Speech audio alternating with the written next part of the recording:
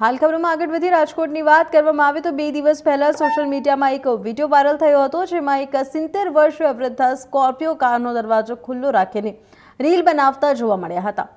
આ વિડીયો સામે આવ્યા બાદ રોડ સેફટી અને જીવલેણ સ્ટંટને લઈને અનેક સવાલો ઊભા થયા।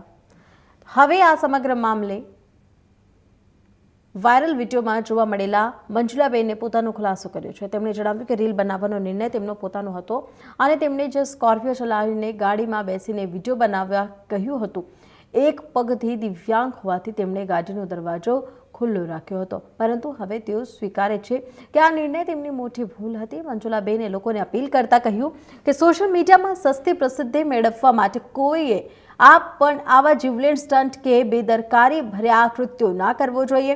તેમણે સ્પષ્ટ શબ્દોમાં કહ્યું કે તેમણે જે કર્યું તે ખોટું હતું અને ભવિષ્યમાં આવી ભૂલ કરી ક્યારેક નહીં કરે। ઉલ્લેખનીય છે કે મંજુલાબેન રાજકોટમાં એક સ્કૂલની બહાર બાળકોને નાસ્તો વેચીને પોતાનું જીવન નિર્વાહ કરે છે। હવે તેમના ખુલાસા બાદ આ વિડીયો માત્ર વાયરલ રીલ નહીં, પરંતુ સોશિયલ મીડિયા માટે એક ચેતવણીરૂપ સંદેશ પણ બની રહ્યો છે। રાજકોટના 70 વર્ષના એક માજીનો ગઈકાલે સ્કોર્પિયો ચલાવતો એક વિડીયો છે તે વાયરલ થયો છે। માજી સ્પષ્ટપણે જોઈ શકાય છે કે માજી તે સ્કોર્પિયોમાંથી દરવાજો ખોલીને એક સ્ટન્ટ કરે છે। ત્યારે આપણી સાથે તે માજી છે, જે સોશિયલ મીડિયાના બા છે, તે આપણી સાથે ફેમસ છે। બા, તમે શું, તમારી ઉંમર 70 વર્ષની છે, તમે સ્કોર્પિયોમાં એક એવો સ્ટન્ટ કર્યો છે કે જે સૌ કોઈને ચકિત કરી રહ્યા છે। તમારો વિડીયો કાફી વાયરલ છે, શું કહેશો? પણ એ વિડીયો વાયરલ થશે એ કારણે કે મારો પગ એક વિકલાંગ છે, બરોબર, અને આમ પગ લાંબો રાખીને જ બેસી શકું અને બેસી તો ગાડીમાં બેસી શકું નહીં, એટલે એના લીધે દરવાજામાં ઊભી છું, અંદરને મારું પકડ્યું છે। વિડીયો કોને બનાવ્યો હતો અને તમે શું ધંધો શું કરો છો? આ મારો ધંધો એ તો અહીં છોકરા કોલેજ વાળા નીકળ્યા હતા ને, એને મેં કીધું મારે કોપિયો લઈ, તો હું એને પૂરી ઓળખતી નથી। આ તો એ મને એક વિડીયો ઉતારી દે ને તો કે હાલો, એટલે વિડીયો ઉતાર્યો, એ મારી એક ભૂલ છે।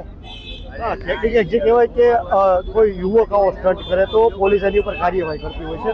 તમે એક 70 વર્ષના છો, તમે પણ દુનિયા જોઈ છે, દુનિયાદારીથી વાકેફ છો।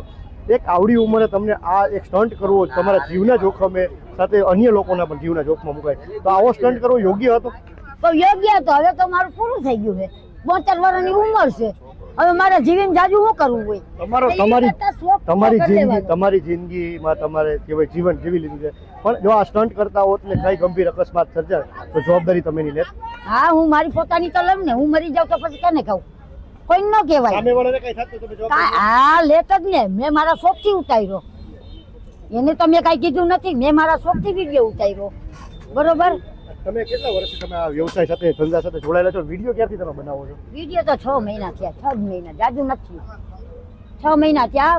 આની પહેલા એક બેને મારો વિડીયો વાયરલ કર્યો હતો ને, તો મને એમ કે આ બેન મારા વિડીયો વાયરલ કરે છે તો એ રૂપિયા કમાય છે, મારે રૂપિયા નથી કમાવા, મારું નામ કમાવવું।